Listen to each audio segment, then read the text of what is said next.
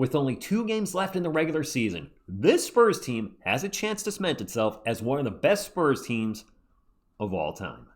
Go, Spurs, go, 'cause the Giants stay.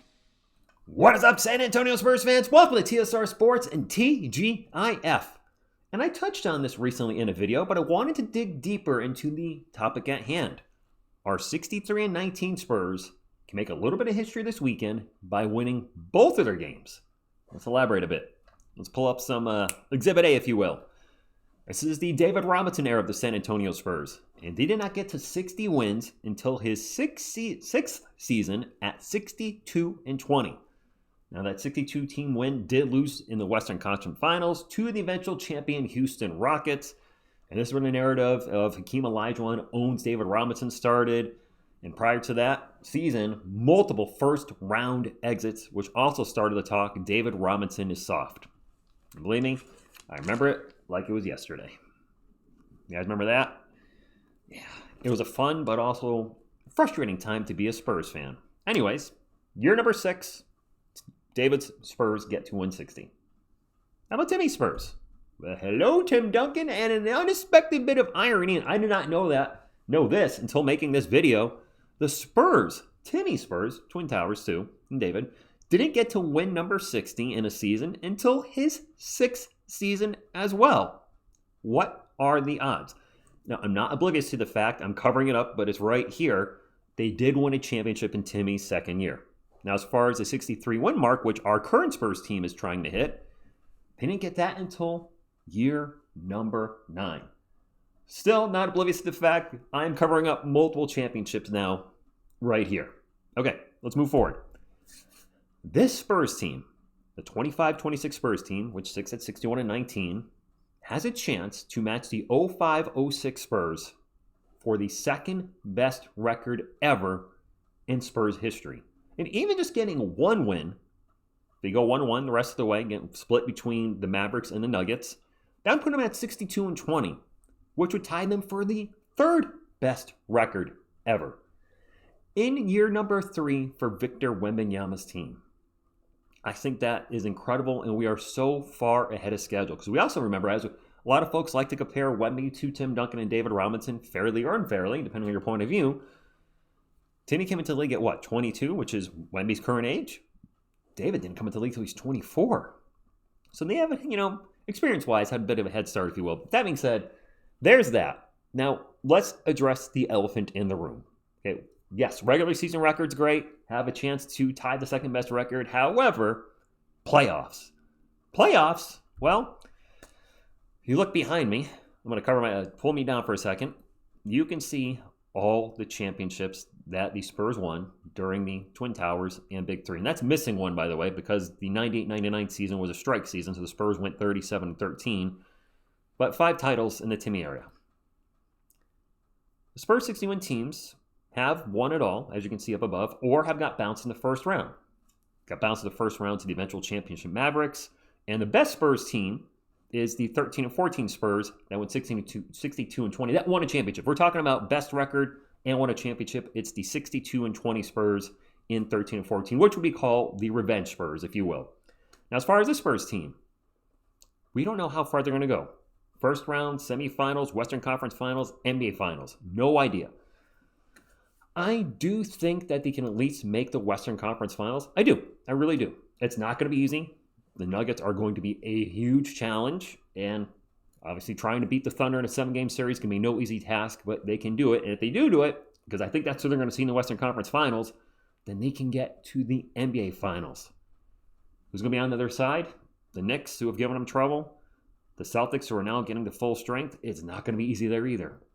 But they can win it all. And if this Spurs team finishes 63-19, you got to win your last 2 games. You got to win tonight against the Mavericks and Sunday against the Nuggets. If they finish 63-19 and win the NBA championship, I know there's a lot of ifs there, Spurs fans, then history can be made, and this would be the greatest Spurs team of all time. I know they wouldn't have the most wins of all time, but it don't mean a thing unless you get a ring, right? And if they get a ring and finish with a better record than the other championship teams, then technically speaking, this would be the greatest Spurs team of all time. And we're not even done with the roster. We still need a legit starting power forward, or do we? I don't know. Maybe we don't. If we win the whole thing, maybe this is fine as it is. Wemby's still young, year number 3. Castle, year number 2. Harper and Bryant, year number 1. There's so much growth for this team. We got players that are, with all due respect, unplayable on the bench right now, as Biyombo, Olynyk, and Plumlee. Mitch won't play him, and I'm assuming that's performance-based. We're going small ball with center Barnes, center Johnson, or center Bryant. And while I'm not a huge fan of it, it's clearly working because the team is winning. What a fantastic season. And I can't tell you how excited or how awesome it is that I've been able to share this ride with so many of you from the 6 losing seasons, all the downs we've experienced, and then just the ups we've had the last few years by getting the first overall pick and getting Wemby, getting the 4th pick and getting Castle, getting the 2nd pick and getting Harper, trading for Fox, cats and dogs living together, mass hysteria, you know the deal, and now a winning season, but not just a winning season, a 60-win season, a playoff trip, 2nd best team in the Western Conference. Sky's the limit for this team, and they're only going to get better. And it's been a real treat to share this with you guys. So that's what I had there. Do you agree if this team wins a championship and goes 63-19, would they be the greatest Spurs team of all time? Go is obviously subjective, not objective, but at the very least, they would be in the conversation. All right, to wrap things up, I will be live tonight, Dallas Mavericks versus the San Antonio Spurs at 8 p.m. Eastern. That would be win number 62. At the time of this video, I don't know if Area 51 is playing. Victor Wembanyama and Stephon Castle both missed the last game due to injuries. That was against Portland. Hopefully at least one of them's back tonight. Obviously, there's a big, everybody's keeping an eye on, can Wemby play one more game and play at least 20 more minutes? Because that's what he needs to be eligible for Defensive Player of the Year, which he's going to get. MVP, I'm sorry, I don't think he's going to get that, especially with the time missed now. Recent time missed, or just time he's missed throughout the season. But still, I do think Wemby's going to play one more game. Maybe he plays tonight and plays 20, 21 minutes, 22 minutes, and the Spurs don't play Denver on Sunday. Well, they obviously play Denver on Sunday. Maybe they don't go all out, or maybe they do. Because momentum's the thing, too. Actually, going off on a tangent here, but using a different sport for reference, the New York Giants play the New England Patriots on the last game of the year when the Patriots were undefeated. And a lot of people are questioning, why are the Giants playing their guys? They have nothing to play for. Their playoff seeding was locked up. But you know what? The Patriots had nothing to play for either. They were 15-0. And that fueled Michael Strahan to give a really great speech in the beginning of the games. They keep saying they have nothing to play for, or we have nothing to play for. Why ain't the rest of their guys? They got nothing to play for, and fired up the team. And the Giants did lose that game, by the way, in Week 16. They did. It was a close game, but it showed the Giants they could go toe-to-toe with the best team in the NFL. And, well, a month later, they beat them in a Super Bowl. So you know what? I think I would like to see the Spurs slug it out with the Nuggets if everybody's healthy on Sunday. Go into the playoffs with momentum and knowing you can beat that team. We are, 1-2 against the Nuggets this year? So we have beaten them narrowly. But you know what? And actually, I don't believe they've blown us out either, have they? We had the overtime loss, just recently. I can't remember the first one, how that went down. Or what Denver, pardon my mind's not, I can't remember that game.